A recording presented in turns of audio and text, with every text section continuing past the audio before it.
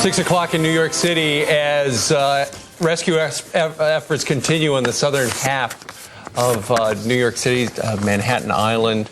The rescue workers down there really got a boost yesterday when the President of the United States dropped by to say, keep up the good work. The guy who had his arms around, Bob Beckwith, and Bob, like the rest of the folks down there, said that it was just a real boost to have the president there. It gave them just that much more energy to go and continue with their gruesome task. And that sound is still coming out of there. People, when word just came that the president was going to be there yesterday, it lifted up everyone. And I know that because I had the opportunity to talk to two firemen on the way home yesterday on the train, and I also had a chance to talk to a welder, guys. And they're down there, and it turns out that there's a tremendous need for welders and people that can work with metal because the firemen start to make some progress in the dig and excavation, and they run into the twisted metal. So I think if anyone has any information on that, and those are the people that'll be pushed right to the front of the line. Let's get to the latest developments right now. Afghanistan is warning it could strike any neighbor that helps the U.S. attack.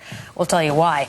Sources say Pakistan is granting all U.S. demands when it comes to a possible attack on Afghanistan. That includes using the country's airspace and allowing in ground troops so long as they are multinational. Investigators have made the first arrest in the case. It's someone who was nabbed at JFK Airport and is now considered a material witness. The feds are analyzing 4 cockpit recorders from the planes that crashed into the Pentagon and in Pennsylvania. Still missing the black boxes from the 2 jets that hit the Trade Center. The House has joined the Senate in very fast order in authorizing the president to use all necessary and appropriate force against the terrorists and whoever helps them or whatever country gives them shelter. So we do have good news. One man has been arrested. He's considered a material witness, which this is one of the guys who was arrested, and they said not right. Important at first. Arrested Thursday night at JFK. Plus, they have detained 2 guys who kind of hopscotched across the country, wound up down in Texas. According to the Dallas Morning News this morning, they were then whisked to New York City. They're still here in New York City. Also, a 4th man, according to the Dallas News, a resident of San Antonio, has been brought to New York City. So that brings 4, the number detained, as they have just put out a watch list with 100 names of people they want to talk to. And we also got the names of the 19 terrorists yesterday, and as I look into the background, I'll tell you, it is really disturbing. One was the son of a Saudi diplomat who, according to this report, he was suspected to have been involved in one of the many Jerusalem bombings, and he was still allowed in this country. Others Diplomatic immunity. Yeah, and you have to. Others have a suspended visa, still allowed to stay here, and others have used multiple birth dates and ultimate destinations from where they were actually born and where they actually belong. So there's a real fear today of sleeper agents across this country maybe springing into action because there could be as many as 100 accomplices to this operation that took place and devastated the towers on Tuesday.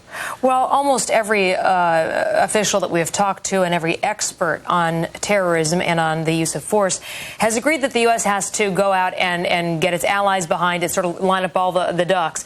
There is a problem, of course, with using Pakistan and getting the president there, President Pervez Musharraf, to agree to all the demands. And that is that Pakistan has already told the Taliban that a massive U.S. strike is in the making. Well, this morning, did open up their doors, right? Right.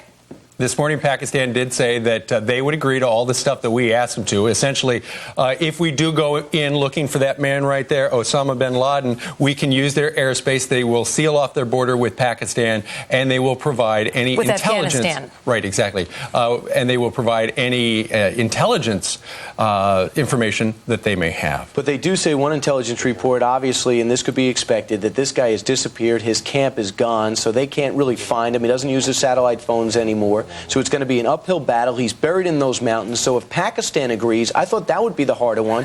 Then Russia on the other side would be a key in terms of a staging area. You know, they keep on saying, and the Taliban initially had said that he was banned from communication with the outside.